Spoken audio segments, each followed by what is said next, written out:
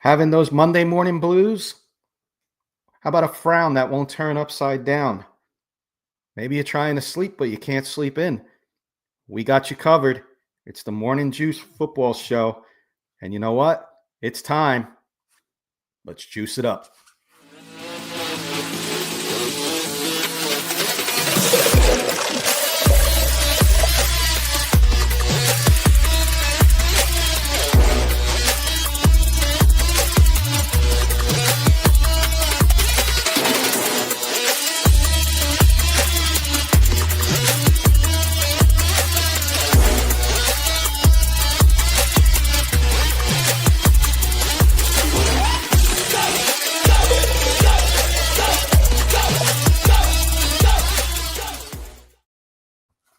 Good morning, everybody. Monday morning, we're here. It's the Morning Juice Football Program. Kenny K here, and beside me, it's not Keith Brugman. He has the day off, the morning off.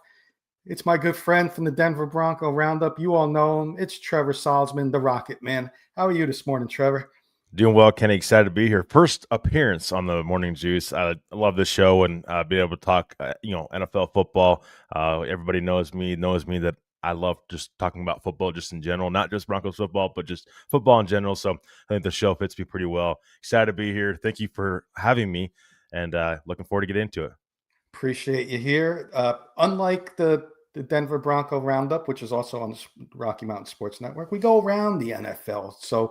But Trevor's first time here, like we do every week. I see Ernie's in the comments. Go Broncos country only. Hello, Kenny K. And the Rocket Man's with me today, Ernie.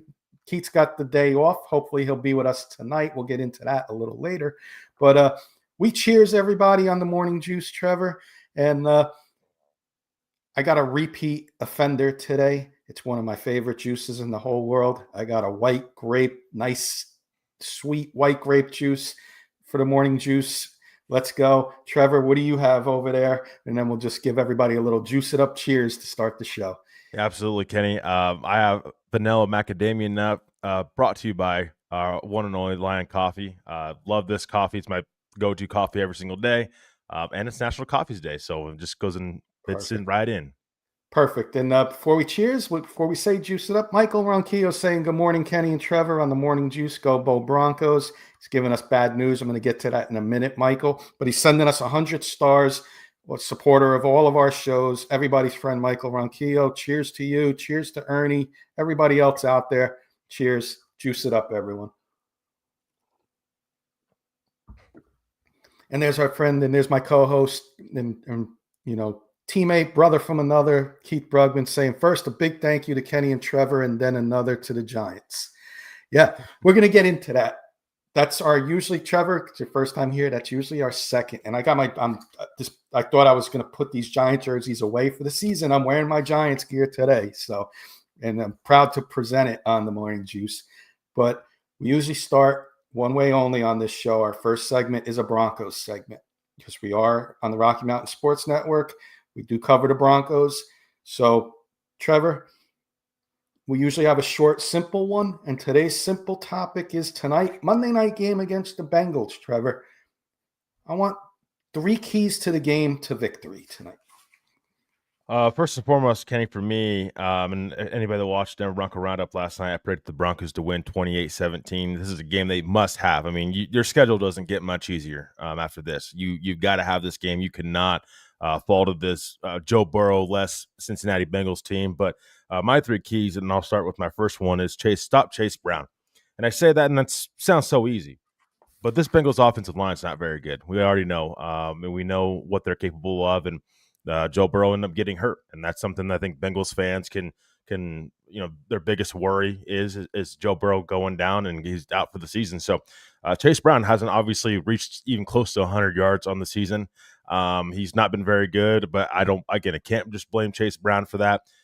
Don't give him any ammo to get going in this game because Chase Brown is still a very talented football player. He can get going in the passing game as well. But we all knew last season was his breakout season. That's why he's the number 1 back there in Cincy. Do not let him get going in this game because if he gets going, it's going to open up the passing game for Jake Browning, and you're going to get Jamar Chase and T. Higgins you're going to have to deal with. even more so. So my first key is stop Chase Brown on the ground. Second key is run the dang football. J.K. Dobbins, he's over the last couple of weeks, he's been very good on the ground. You've got to stick with him. He could have had a big week last week against the Chargers, against his former team, and Sean Payton went against him. J.K. Dobbins, he's got to get going. And yes, I know I've been clamoring for R.J. Harvey to start going as well, but R.J. Harvey for me, I just don't know that he's going to be featured right now, especially in the passing game, because his pass blocking. And I've said it since he's been drafted. It's one of my biggest concerns when the Broncos drafted him in the second round was his pass blocking. How is he going to fit with Sean Payton? Sean Payton loves pass blockers. So run the football, and just in particular with J.K. Dobbins. But if you can get R.J. Harvey going as well, definitely do that. And then Trey Hendrickson on the defense side of the ball for Cincinnati. Cannot let him get going. This is their best defensive player on that side of the ball. If he gets going, he starts getting after Bo Nix, it might be a long day for the Broncos offense. And Trey Hendrickson, I fully expect them to move Trey Hendrickson around. Shamar Stewart, their first round draft pick from this past season, or from this past draft, is out with an injury. Trey Hendrickson is that pass rush for this team. Do not let him move around. And I fully expect him to move around to the right side and to try to attack Mike McGlinchey. Do not let him get going and get after Bo Nix and get in Bo Nix's face, or it could be a long day for this Broncos passing game. Got to make sure you contain Trey Hendrickson. Love it, Trevor. Michael and Keith playing along, and I love it. And I'll give you my three as well. Keith, time of possession, win turnovers, establish the run. Michael, less penalties, contain Chase Brown, and run the ball for the Broncos. Me and Trevor have two of the keys to beat the Bengals. So you guys are on the same page. Mine is similar to Keith, win turnovers. I said create turnovers and finish strong on defense, meaning no fourth quarter. If you're got a fourth quarter lead, finish strong and close the game out. If you're given the lead 2 weeks in a row and you've given up leads and lost games because of giving up leads in the fourth. On the offensive side, I want to spread the ball around. I know everybody's saying run the ball. I want to spread it around. I don't want to see just Cortland Sutton. Evan Ingram's back. Use him a little bit tonight. Not expecting 10 catches for 100 yards, but I want to see it spread around to different players tonight, not just Cortland Sutton. I want to see some other players step up. And my last one was win the time of possession, just like Keith. So Keith and I have two alike. You and Michael have two alike. So, very good, very good. Great job, everybody, on the on the Broncos there. Anything else, Broncos, for tonight before we're going to get our prediction later on in the game with the Monday Night Football, but anything else on the Broncos before we move on to around the NFL? I don't think so. I mean, everybody knows that I picked the Broncos. I was going to pick the Broncos last week to win this game. I feel confident about this team doing so. So Broncos country, for all the Broncos fans out there, you should feel confident. I think the Broncos will take care of business tonight against the Cincinnati Bengals, which, again, offense and defensive line on both sides of the ball for Cincinnati, not very good. Broncos should be able to handle business tonight at home. Yeah, and Michael's saying, I said last week, if the Broncos don't beat the Bengals, that is a big problem for me. And you know what, Michael? I was talking to Kurt. Everybody knows Kurt, my co-host over on K&K, one of everybody's Michael's everybody's friend. Kurt is everybody's Bronco fans' friend. He's not everybody's friend. He's Bronco fans' friends. But he's saying that this, in his opinion, is the biggest must-win probably for almost any team this season. Next week, you're going into Philadelphia. You don't win tonight, you're looking at 1-3 heading into Philadelphia, which we know is going to be a tough place to win, for any team. So must win tonight. You got the backup quarterback playing for the Bengals. Get the win and head into Philly next week and see where you stand after this week. But get that win one way or the other. I'm going to move on, Trevor. We're going to talk second. We always talk about our teams, and my team's the Giants. And the Jackson Dart era started, and the Russell Wilson, stopgap ended. The bridge ended yesterday. And Jackson Dart comes in, leads the Giants right down the field.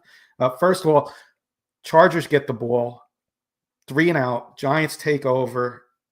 Almost a 90-yard drive by Jackson Dart. A lot of running, but Jackson Dart You spark this team up. Our running back, Cam Scatterboo, 2 spark plugs for this team, 2 rookies that I hope can continue to build momentum each and every week.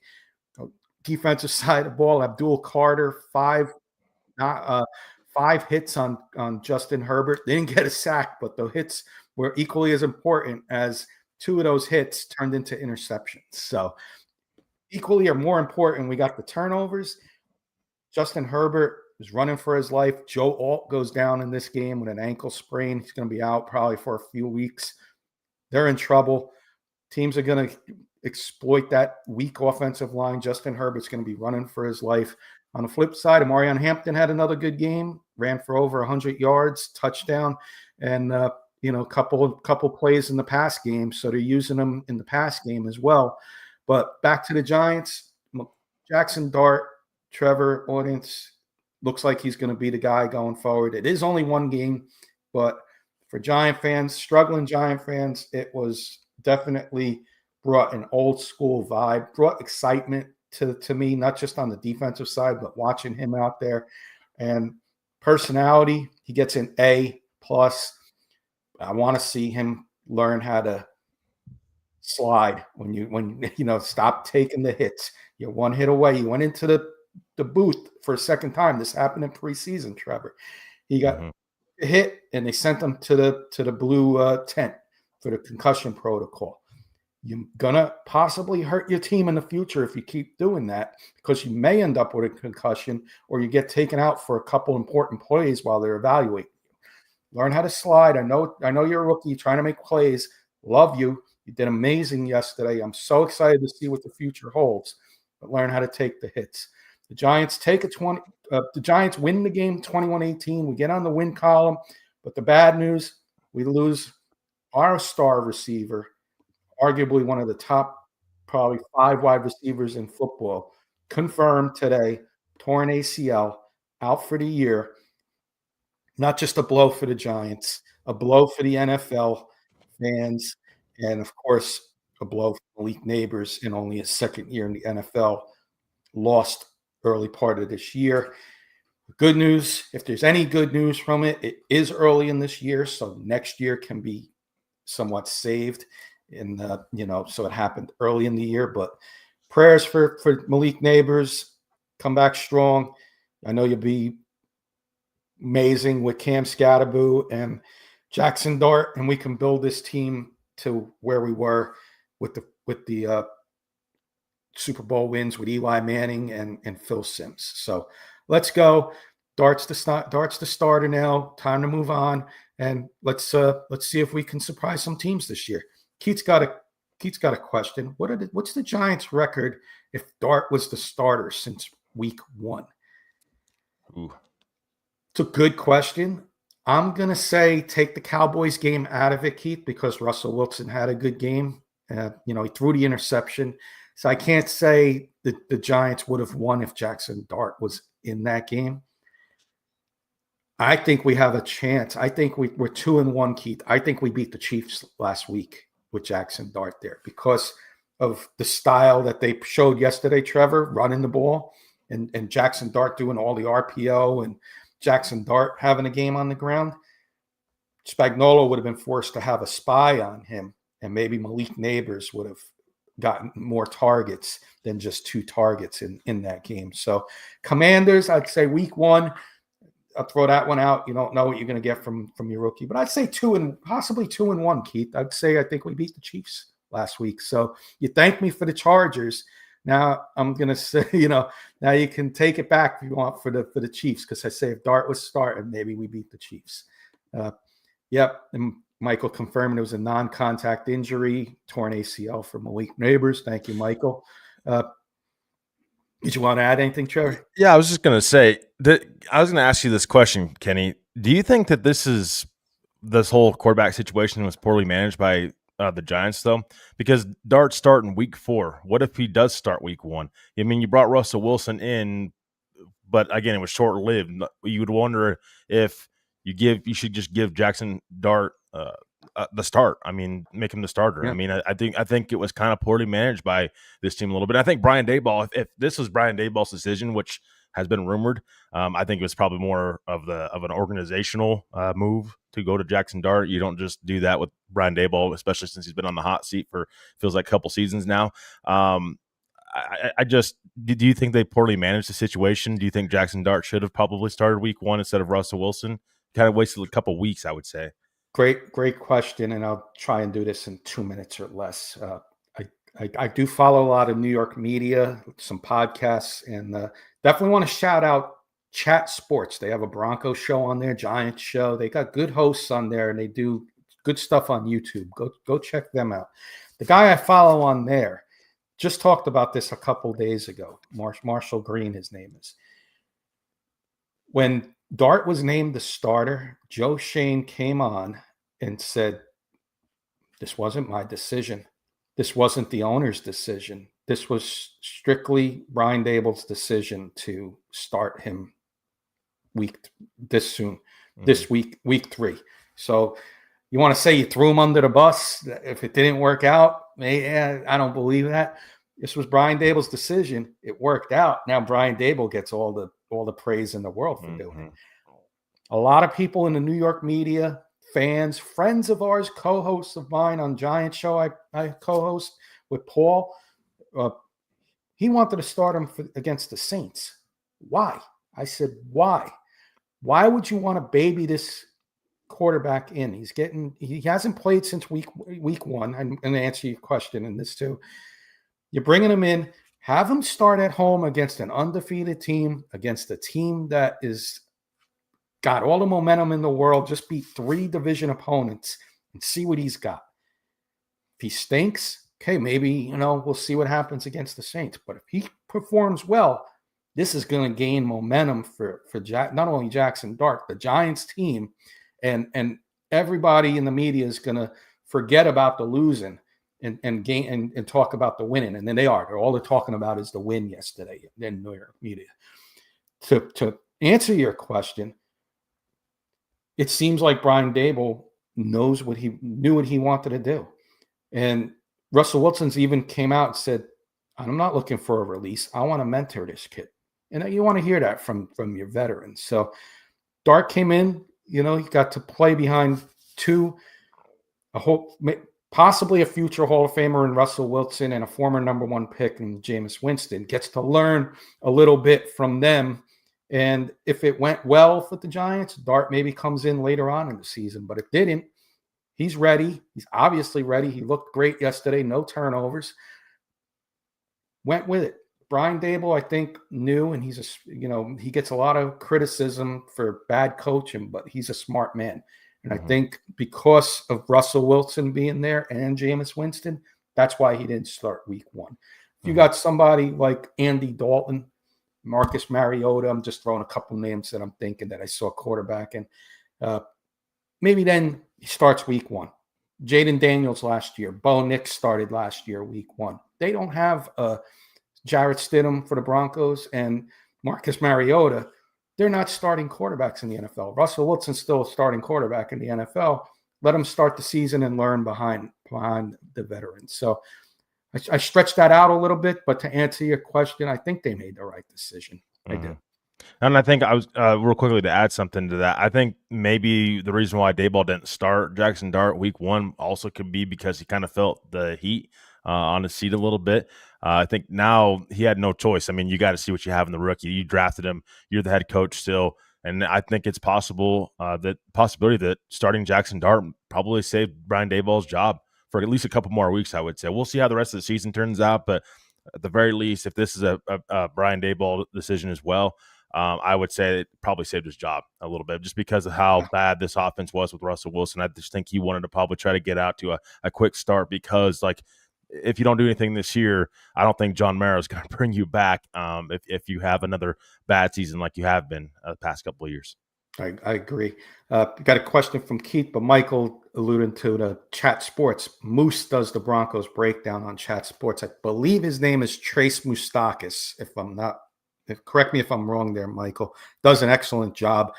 He did one on inside linebackers that the Broncos could possibly trade for a couple weeks ago, and I got the idea on the Morning Juice, a similar segment because of that. And want to thank him, and maybe we can try and get him on a future show, maybe Morning Juice or Denver Bronco Roundup. The guy does, in my opinion, a really good job, and one of our biggest supporters, Michael, follows him too. So that could be a future potential guest on one of our shows. That'd be really cool.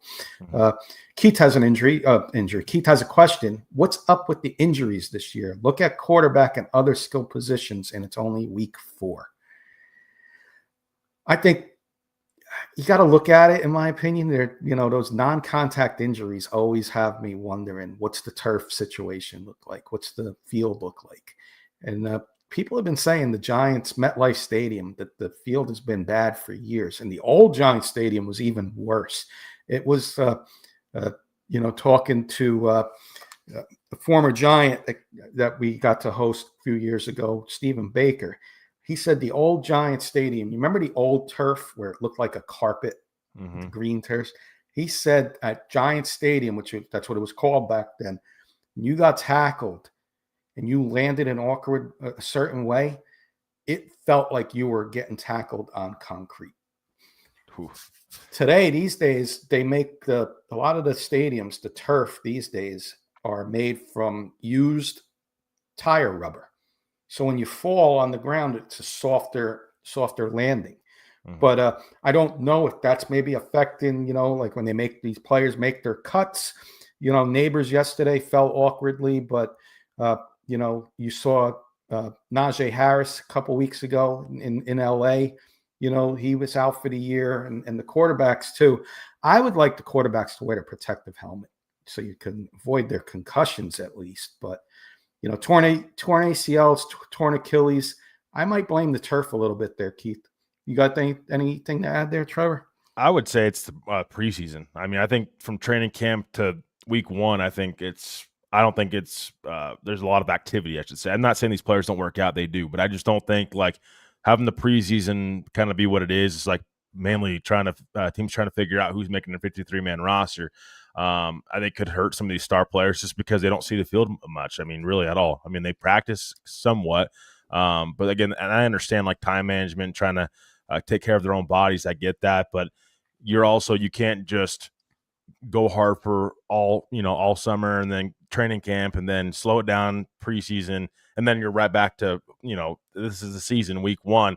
It's hard on your body. So I think it's the preseason. I think that if these, I want these guys to play in the preseason. That's why I say, like, hey, you need to get out there. You need to get moving. You need to get in the game day shape. I don't think, like, in practice or training camp is going to get you ready for it. What's going to get you ready for game day speed is being out there on the field. Not saying you got to be out there on the field for a full quarter if you're a starter.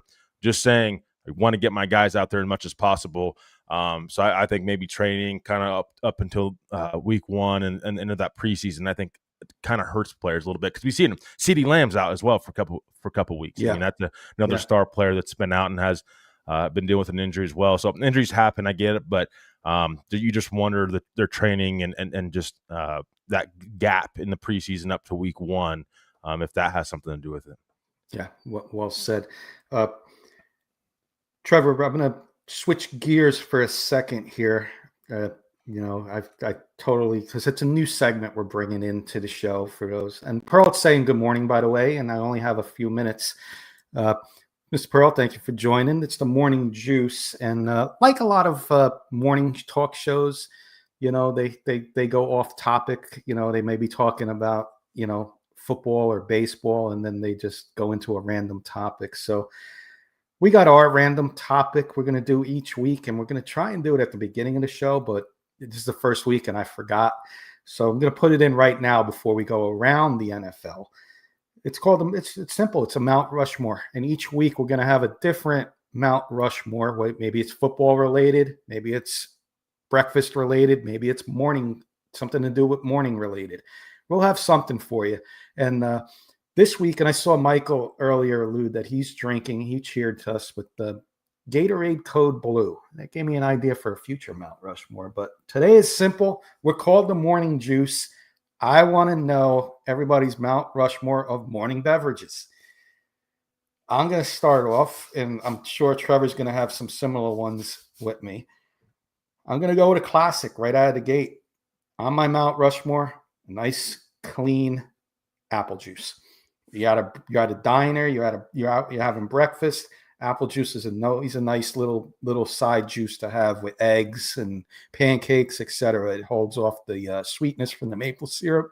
Good juice. Give me apple juice on my first of 4 for my Mount Rushmore. I'm going to go orange juice. I'll counteract that. I love me some orange juice, especially if you're having something sweet in the morning. Again, I think it counteracts it pretty well. I mean, none of that Sunny D stuff, but just actual orange juice, I would say, is the way to go for me. If it's not coffee, which that's rare anymore, it's going to be orange juice, especially if I'm actually eating breakfast, like a full meal breakfast in the morning.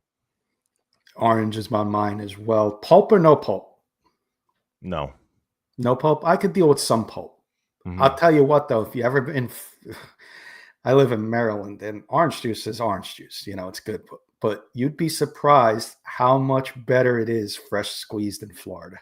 When you're in Florida and you get fresh squeezed orange juice, it's like a whole nother world. It's incredible. Right. Yeah. So Keith saying coffee, and coffee. Give me Lion coffee. Yes, National Coffee Day. I'll let Trevor steal the 4th on our Mount Rushmore because he could put coffee on there. Arnie's putting water on there. Water's always classic. I guess you got to put water on this somewhere. But for me, I'm going another juice, and it's what I'm drinking now. I'm sorry, I'm putting the white grape on there. If you haven't had white grape juice, give it a try. That right in the juice aisle, over by the vegetable juices, the pineapple juices. Give me a nice white grape, nice and cold, crisp. That's on my Mount Rushmore. I'm sorry, I'm putting it there. And I'll let Trevor take the 4th spot, which he wants to probably put coffee up there. He can definitely put coffee up there. Oh yeah, it's coffee for me all day, and I agree with Keith. I mean, it's mainly coffee. It's like 99.9% coffee every morning. I don't miss a beat. I get a lot of flack for it, but it is what it is. I have Lion coffee, vanilla macadamia nut. That's my absolute favorite, and I wouldn't know what to do without it. And so I will say, I'm going to give Ernie some credit, though. The water with coffee, I could go with that. I got to have something else to drink with my coffee. So I can understand the coffee with some water. Yeah. Another one that just missed my cut would be chocolate milk. Give me a nice deep, nice chocolatey chocolate milk. But that just missed the cut. I went more on the juice route. But we're going to do this each and every week. Next week, maybe we'll come up with a football one. We'll switch it up each week. We'll have a little Mount Rushmore to start the show off. We'll incorporate that into the show, a nice new segment that we're going to add. And I think we'll come up with maybe some graphics in the future as well. Let's move on to the NFL now. Around the NFL, we talked about our Broncos. We talked about our Giants. First game I want to talk about, Trevor, was the early morning Ireland game. First game in Ireland where the Steelers, and apparently I didn't notice until yesterday morning, that's Ireland's national team. That's the team they root for more out of any other team over there is the Steelers. So the Steelers get the home game. They face the Vikings, and the Steelers come out with the victory in the end. Aaron Rodgers did what he had to do, game manager. 24-21 was the final, by the way. But the star of this game, there was 2 for the Steelers on offense. DK Metcalf, which, it's DK Metcalf. You expect him to have big games. DK Metcalf, 5 catches for 126 yards and a touchdown. But no Jalen Warren in this game. Jalen who? Because Kenneth Gainwell had himself a game. 1 yard short of 100 yards on 19 carries, 2 touchdowns, and then added another 35 in the catching the ball, 6 catches. Player of the game there on the offense. The difference why the Steelers came back. Steelers defense, 2 weeks in a row, Trevor. Huge turnovers in this game. And, they had Carson Wentz feeling uncomfortable back there. They hold off they hold off the Vikings and improve to 3-1, Trevor. Anything you want to add to that game? No, I was just going to say I watched that game, got up real early, obviously with my coffee, and I just all game long, Pittsburgh got whatever they wanted on the ground. And once you control the ground game, I mean, it made things a lot easier for Aaron Rodgers because because you didn't have to face Minnesota a ton when it came to passing the football. Yeah, that DK Metcalf, I get they had that big touchdown, but it's not like Aaron Rodgers threw for 300 plus yards. I mean, they really just controlled the ground all game long, and credit to that Steelers offensive line for getting that push up front and creating that little space for Gainwell. I mean, Kenneth Gainwell, who nobody knew who this guy was up until this season, and he just had a fantastic game. Minnesota couldn't stop the run whatsoever. Carson Wentz was turning the football over. I get he had a couple offensive linemen out, but you can't turn the football over. And Carson Wentz, it just makes you wonder, Kenny, in the future, will Minnesota stick with Carson Wentz? I mean, if J.J. McCarthy's not ready, can you win with a guy like Carson Wentz? I don't know. I think that there's some other quarterback options out there.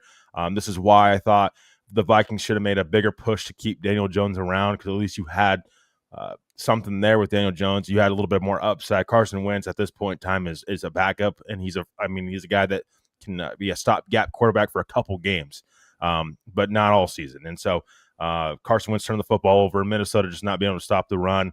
I think just really led to this win for the Steelers. And again, Aaron Rodgers, up to this point, he's played pretty well for the Steelers. We'll see going forward if he continues. Now, two guys to keep an eye out. The Vikings are definitely a team to keep an eye out, the J.J. McCarthy situation over there. But Giants have two guys. One of them could become available, if not both of them, in Jameis Winston and Russell Wilson. And both of them, I think, would O'Connell would know what to do with them at quarterback. Justin Jefferson, Jordan Addison, they got weapons and guys that aren't afraid to throw the deep ball. That's what you want. And Russ throws a good deep ball, so maybe that could be his last saving grace to maybe, quote unquote, be a Hall of Famer. He goes there and does well if JJ can't play, and just be the backup if JJ comes in. This is going to be your role. Another name to keep an eye on too, Kenny, for me would be Anthony Richardson in Indy. I mean, Anthony Richardson with Kevin O'Connell. I just wonder if Kevin O'Connell will be like, a lot of upside there. Is there any chance that I can get something out of him? McCarthy, we've tried it. We're going to give him some more time, but this is a guy like Anthony Richardson who's had some more playing time and who's had more time on the field as a starter. You wonder if they would possibly take a chance on that just because of the upside of what Anthony Richardson could do. Again, just has been a little bit of a difficult situation in Indy for Anthony Richardson. I think if he can learn under a guy like Kevin O'Connell and a bright offensive mind like Kevin O'Connell, could really do something for him. Yeah. Let's do this, Trevor. I see a question from Keith. Let's hold off on that. I'm looking at the time. We're just over the halfway mark. Before we get into the 1 o'clock games and Keith's question, why don't we talk about our sponsor for today's show? Absolutely. We'll talk about Miss Pearl's Morgan Trinkets. With over 33 years experience, they are your headquarters for Southwest pottery and jewelry, as well as estate gold at wholesale prices. Started in 1990, once a nationwide company. Now they do shows exclusively in northern Colorado, southern Wyoming. All their gold is real gold, 10, 14, or 18 karat gold. All their silver is sterling silver. How do you find Morgan Trinkets? On Facebook by searching Morgan Trinkets Co. on Etsy today. If you catch Morgan Trinkets at one of their shows, they take all major credit cards. On Facebook, they take PayPal, and all orders are shipped free over $50. Check out Morgan Trinkets. That's Morgan Trinkets Co. on Etsy today. Thank you, Trevor. Let's hit Keith's question, and then I'll do some 1 o'clock games with you and the audience. The Bears beat the Raiders. I thought the Raiders would be more competitive this season. What team isn't what you expected? You want me to go first, or you want to hit it first? You can go first. For me, Keith, it's the Ravens. And 2 weeks in a row, I've seen a team that defense was supposed to be their strength become their weakness. And I know they got injuries, but it's the next man up mentality. You got when you're a top defense, you lose one player, that's fine. They lost a couple, that's fine. You should have players that, are NFL caliber players, but they're letting teams just run and pass all over them. 37 points given up by that defense yesterday. Last week against the Lions at home, same situation. They couldn't come up with any stops. Lamar Jackson, maybe the Lions showed the league something last week, because instead of sitting back and spying those linemen, they were just attacking. And, Lamar Jackson did not look good yesterday. He made mistakes. Ravens are in trouble. They're at 1-3. Steelers are 3-1, and Steelers were my sleeper team to win that AFC Central North, rather, I should say. And right now, 4 games in, it's looking like a good pick. But Ravens, I'm a little concerned with going forward. Yeah, for me, Keith, I think it'd have to be Houston. I think it'd have to be the Texans. I mean, they're 1-3 as well. The team that's had issues with C.J. Stroud once again this year, and you wonder. I mean, is Miko Ryan kind of on the hot seat a little bit? This is a team that's expected to be a playoff team, and we got off to a slow start. I mean, I know they got a victory yesterday against the Tennessee Titans, but it's like, well, I mean, it's the Tennessee Titans. They're rebuilding. So, I mean, maybe they get some going, but Houston, for me, just hasn't looked very good. Hopefully going forward, they get better and CJ Stroud gets better. But I thought their offensive line also, it has been a real issue for them and be able to protect CJ Stroud. But the Texans, for me, just I didn't expect them to be 1-3 right now at week 4. Yeah. Good question, Keith. Thank you. Let's get into 1 o'clock games. The 1 o'clock slate. I'll hit this first one up, and Trevor, I'll just do this one quick. You want to add anything to it, feel free. But it was the game that I got to watch at 1 o'clock, being in Maryland, and it was the Commanders traveling to Atlanta. The Falcons hosting the Commanders. Second week in a row, no Jaden Daniels for the Commanders. And the Falcons bounced back in a big way after getting shut out by the Panthers last week. Pull off a 34-27 victory. Michael Penix was hot, 20 for 26, 313 yards. Bijan Robinson did his things. 106 yards receiving caught my eye, 75 yards rushing, had a couple touchdowns. And Drake London also with 110 yards.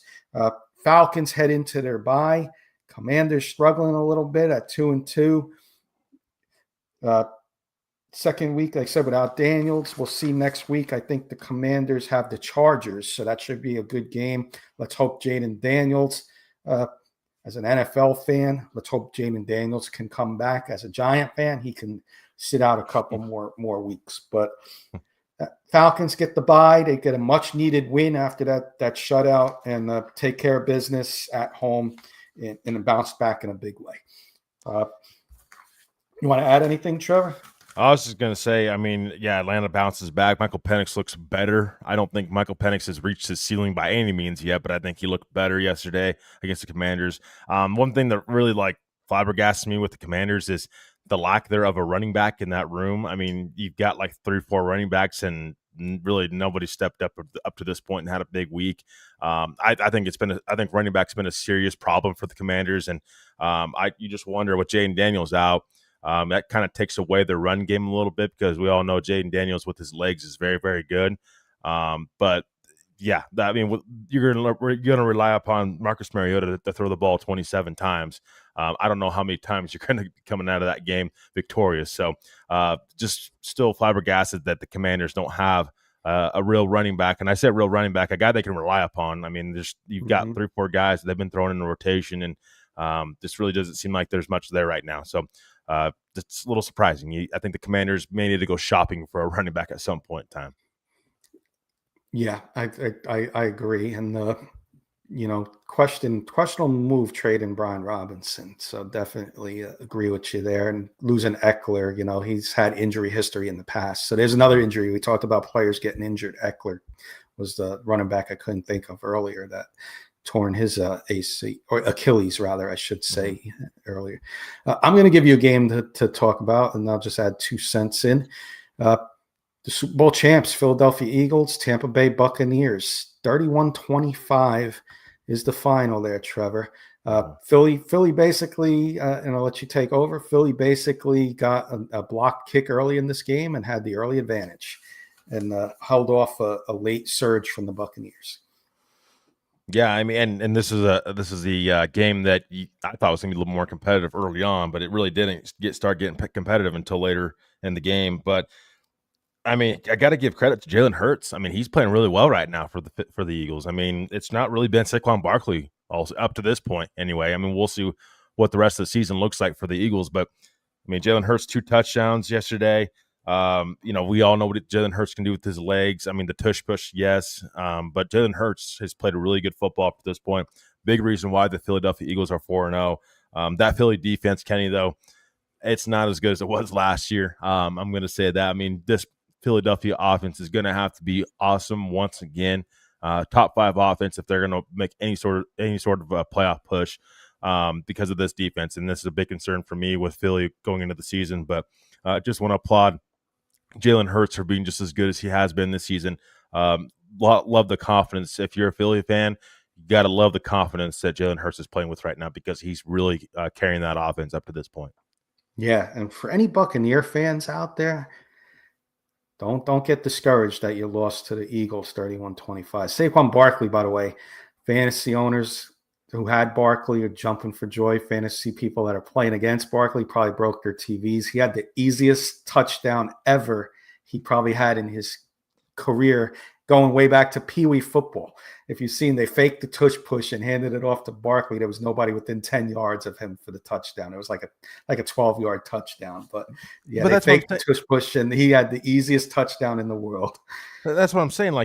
Even that touchdown, which again, if you have Saquon Barkley, that touchdown saved his day because otherwise, 19 carries and for 43 yards, 2.3 yards a carry. He hasn't done much. He hasn't broken out yet, and we'll see what if he does that this season. But up to this point, yesterday at least, he hasn't been breaking out. It's been Jalen Hurts has been really leading that offense going forward, and I kind of wondered that would they rely upon Jalen Hurts to kind of push that offense a little bit this season, and I think more or less they have because A.J. Dillon's also another guy that's getting carries as well, sharing that backfield with Barkley.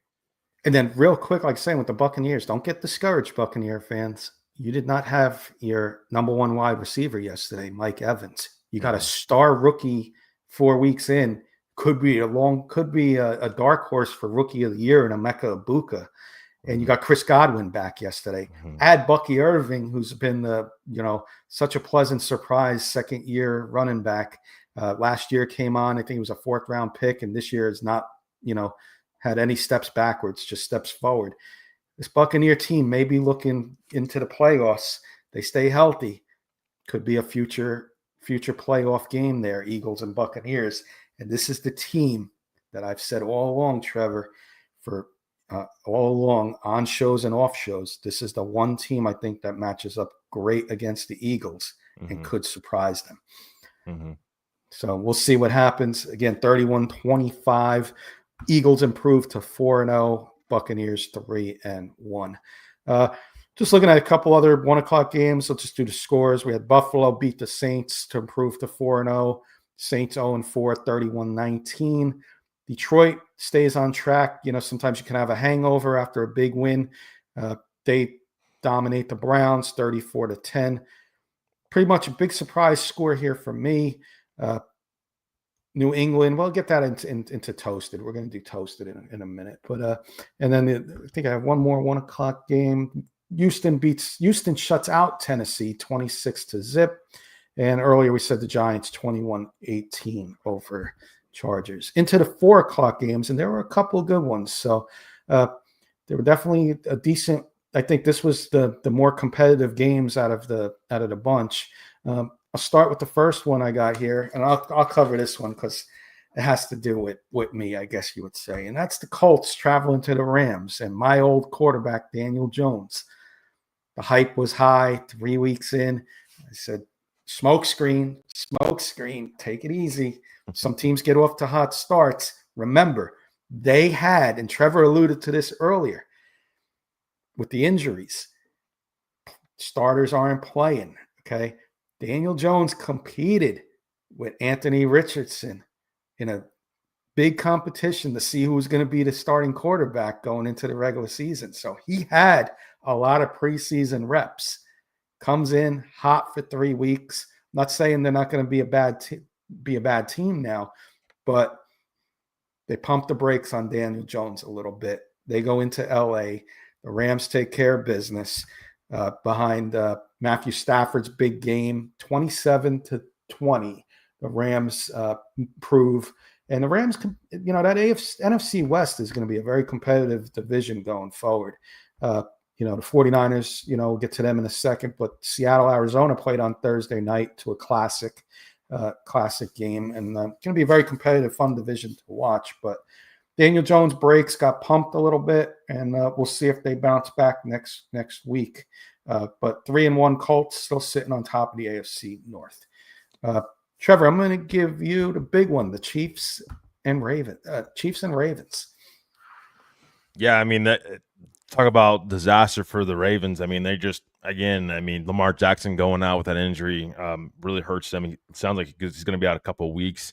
You wonder what the heck they're going to do at quarterback and how that team's going to look because Derrick Henry hasn't looked very good. I mean, Derrick Henry, 8 carries for 42 yards yesterday. I mean, Justice Hill was better than Derrick Henry yesterday. And that's their backup running back. Is the Derrick Henry train kind of starting to fall off the tracks a little bit? You wonder, Kenny. But yeah, I mean, it just was a tough game yesterday for Baltimore. Cooper Rush is probably going to be their quarterback going forward, but the Ravens defense as well, 37 points to Patrick Mahomes. I mean, and this Chiefs offense continues to be hot. Patrick Mahomes had 4 touchdowns yesterday. It's clearly, and this is something to watch out if you're a Broncos fan as well, and any fan in the AFC West. Xavier Worthy's back, and he had a big game yesterday. I mean, 5 receptions, 83 yards. He also led this team in rushing yards yesterday, 2 carries for 38 yards. I mean, they're going to be able to use him. They're going to use him a lot. That's a big weapon for Patrick Mahomes to have back. And you just wonder where and exactly is this another maybe kind of Xavier Worthy, our number 1 wide receiver for Patrick Mahomes going forward, because we've talked about it since really Tyreek Hill's left. They haven't really had a number 1 wide receiver. I think this is exactly what Xavier Worthy could possibly be. That's what they drafted him to be. And yesterday he had himself a game. But yeah, I mean, just disaster, I think, for right now for Baltimore. 1-3, but you just lost your starting quarterback for at least a couple of weeks. Derrick Henry ain't looking very good right now, and he's got fumble issues, and your defense is not looking very good. Tough times in Baltimore right now. Hopefully they can turn things around. Yeah, that well said. And then a couple other games from the 4 o'clock. Jacksonville on the road pulls off a nice little mini upset to improve to 3-1, 26-21. Little heated exchange there with Robert Salah, the defensive coordinator, and Liam Cohen, your boy Trevor. They got into a little heated argument. More said. I think it's more the media hyping it up than anything, and I think everything will be fine going forward. They probably won't face each other for another 3-4 years anyway. So, unless they see each other in the Super Bowl, so no harm done there. And then Keith mentioned earlier about the Raiders being, unexpected 1-3. They lose just like the Broncos lost the game last year, and the Eagles beat the Rams last week. They block a field goal, the Bears, and upset the Raiders on the road at home. Raiders fall to 1-3. Geno Smith really struggling there. Another 3 interceptions for him. Could be a long season for the Raiders, but a team that could be dangerous in the near future, though. With Ashton Janty had his coming out party. Brock Bowers needs to get going. He's having a little slow start there, but that could be the Geno Smith thing. So, anything else on the 4 o'clock games, Trevor? Just wanted to hit that real quick. And then Bears win 25-24. I got one more, but I'm going to hit that in toasted. Packers, Cowboys, the night game. Oh, okay. I know where you're going with that one. No, I was going to say with the Raiders, yeah, Geno Smith, I mean, he just not looked like the Geno Smith from Seattle. You wonder, will the Raiders want to keep him around long term, or are they going to possibly select a quarterback in this coming up year's draft? I mean, we'll see. But Ashton Genty had himself a great game.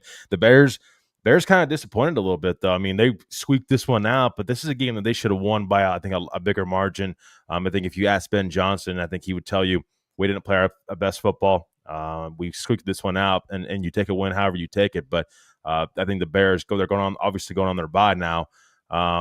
They got to clean it up a little bit, and I expected this game to be a little bit more towards the Bears side, a lot more, not just by 1 point, by a bigger margin. So.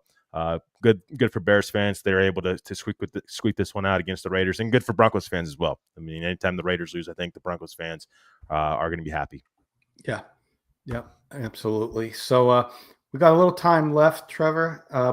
One segment we do each week, Keith and I, it's called Toasted. I'm going to do mine a little different this week. It could be a team, Trevor. It could be a player, somebody who got toasted, however you want to do it. If you got anybody, I'll let you go first. If not, I'll go right into mine. So for me, I do got a couple, and I got a couple teams, and we've already talked about it a little bit, but and I got a player. Okay. So first and foremost for me, my first one toasted team is the Tennessee Titans. They just bad offense. I don't know what this team's going to do going forward. It's been bad. They've changed play callers there in Tennessee. You've got to have somebody there to be able to develop Cam Ward, and their head coach. It's just not working out. Anytime you give up play calling duties in your offensive mind, I don't think it's ever a good thing. And you just wonder if Tennessee's going to be looking for a head coach at some point in time. Maybe it might be the first firing of the season if this continues. As Tennessee has struggled early on this season, and they lost yesterday 26-0. Just really nothing going right for this team. You can see Cam Ward being frustrated. So for me, it's the Tennessee Titans offense and the Tennessee Titans in general. They were toasted yesterday, but they've really been toasted all season long. Yeah, kind of like a decaf coffee when you're trying to wake up. The Titans didn't wake up in this game, and maybe fat-free milk in the coffee too. Just very flat tasting and tasting feel there. I'll let you go with your others because I got the one to wrap it up. I think with the night game. Okay. And I got obviously the Ravens. We just talked about it, 37-20, losing against the Chiefs. Lamar Jackson injury again. It sounds like he's going to be out a couple weeks. Cooper Rush is their quarterback. Just doesn't seem like there's a lot of positive notes for the Ravens right now. So that was my second toast. Is my last one, Kenny. Before I let you go to yours, it's Joe Flacco. It's a player. 16 for 34, 185 yards and 2 interceptions yesterday. Flacco has 2 touchdowns and 6 interceptions on the year. I think Cleveland's got to make a quarterback change here pretty soon. That's a talented offense. You have Judkins coming along now with that offense. Jerry Jeudy's kind of just disappeared so far this season. You've got talented tight ends with Njoku, and then you have Harold Fenton Jr. as well. You've got to be able to get these guys the football. Flacco just seems like he's not the guy. It's not really a surprise, but you got to wonder if Cleveland doesn't make a quarterback change. Is Dylan Gabriel a guy that they go to here pretty soon? I would imagine. Maybe it's this week as well, week 5, and they may go to Dylan Gabriel. But Joe Flacco just not looking very good. He was toasted yesterday, but he's really been toasted all season long. Just not looking good for Joe Flacco in his era, at least at this season so far in Cleveland. I expect them to make a quarterback change here pretty soon. Yeah, I think they'll do that as well. And curious to see the new flavor of the week, whether it's going to be the vanilla macadamia nut or the toasted coconut flavor. What flavor coffee is going to start for Cleveland? They got a bunch of different options, like our good friend Patrick, National Coffee Day, sends us and takes care of us at Lion Coffee. Browns have some flavors that they can turn to if they want to change things up instead of going with the old stale flavor and Joe Flacco. Mine, Trevor, is going to go a little different this week. Last night we had a game that, if they're in the Packers and Cowboys, Micah Parsons heading back to Dallas, all the hype, Sunday Night Football, national TV. And this game lived up to its expectations, back and forth, goes into overtime, and the game ends in a tie. And it's like, I'd rather see, and this includes my team, I'd rather see my team win or lose than a tie. So as a fan, it ruined it for me. And where I'm going with my toasted is the NFL with this new overtime rule is toasting each and every week the NFL fans that have to watch these new overtime rules. 10-minute overtime. Each team gets to possess the ball. I have no problem with that. Where the problem lies for me is the Cowboys had a 6-minute drive. You're only going to get one more possession if you're the Packers. You're not going to give if the Packers tie the game, which they did, you're not giving the other team a chance to score. The NFL is toasting this overtime rule, ruining the game for the fans.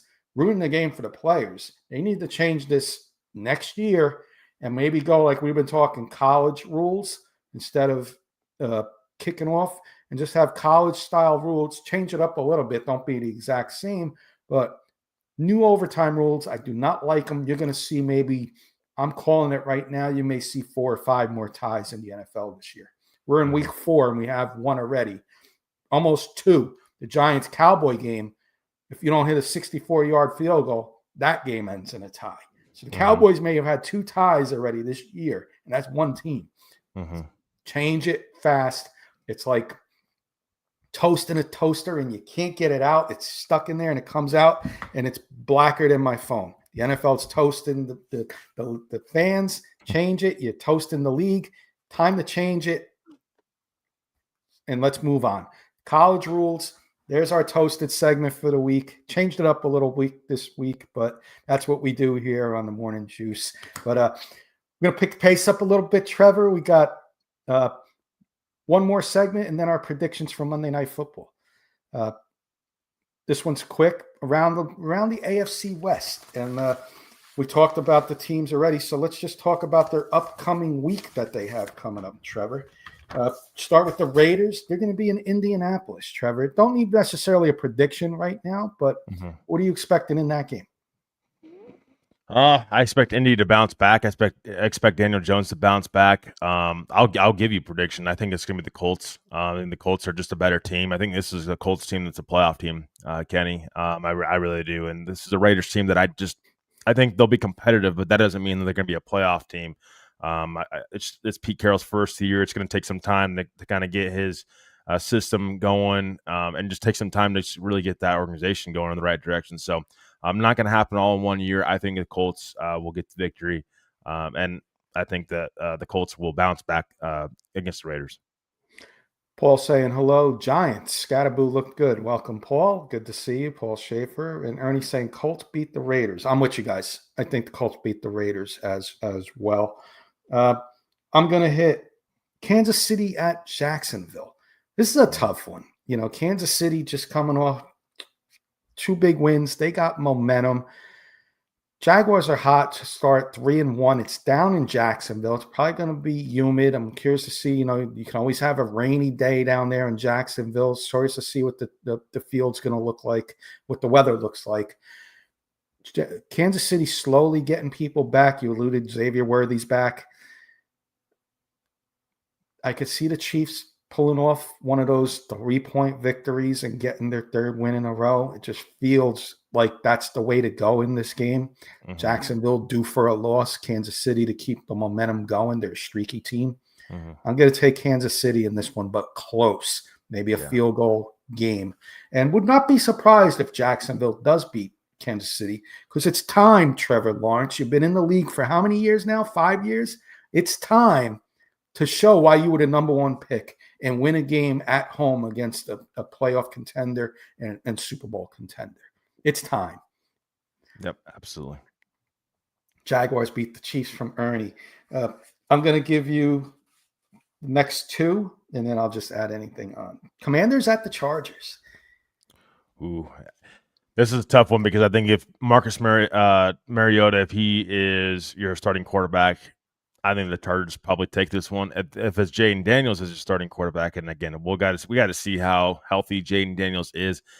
He sat out a couple weeks now. I'm a little concerned. I think if I'm a Commanders fan about Jaden Daniels and his health, but I'm going to say Jaden Daniels probably plays. I think the Commanders probably take this one. Hopefully McLaurin's back for them as well. McLaurin was another guy that was that missed yesterday's game for the Commanders. So I'm going to take the Commanders in this one against the Chargers. But again, if Marcus Mariota is your starter, I think it probably goes the other way. I think Jaden Daniels makes that big of a difference. I'm going to be with you either way. Chargers are in trouble with their offensive line right now. Watch out for Von Miller in this game. I think he can have a fountain of youth type game. They watch what the Giants did yesterday against Justin Herbert, and they're going to take lessons. Dan Quinn's not only a smart head coach, a very smart defensive guy. And he's going to know what to do to get to Justin Herbert. You got no Rashawn Slater, you got no Mekhi Becton, and now you got no Joe Alt. that's trouble. Commanders win this game on the road. We're not going to do the Broncos Eagles preview because we got Monday night game tonight, so we'll talk about the Broncos game tonight. We talked about it earlier, but why don't we get some Monday night football predictions in, Trevor? And we'll start with the game. If you want to watch a game for a few minutes before the Broncos come on, or if you're a Jets or Dolphins fan, 2-0-3 teams. Little appetizer on the slate. Watch the game for 45 minutes to an hour. New York heading to Miami, Trevor. I'm going to make my prediction real quick. I'm expecting Justin Fields and Garrett Wilson. I told you I think is going to have a big game. I think the Dolphins are struggling in the secondary. I'm going 27-24. Aaron Glenn gets his first victory on the road. And the talks about McDaniel heat up on he may be the first coach fired this year. Ooh, I like that prediction. Yeah, I mean, it's tough. I think this is going to be a high-scoring game because I think both defenses have been struggling up to this point. Hopefully, Justin Fields bounces back, but I think Miami probably takes this one at home. I'm going to go 28-21. I think Miami does get this victory.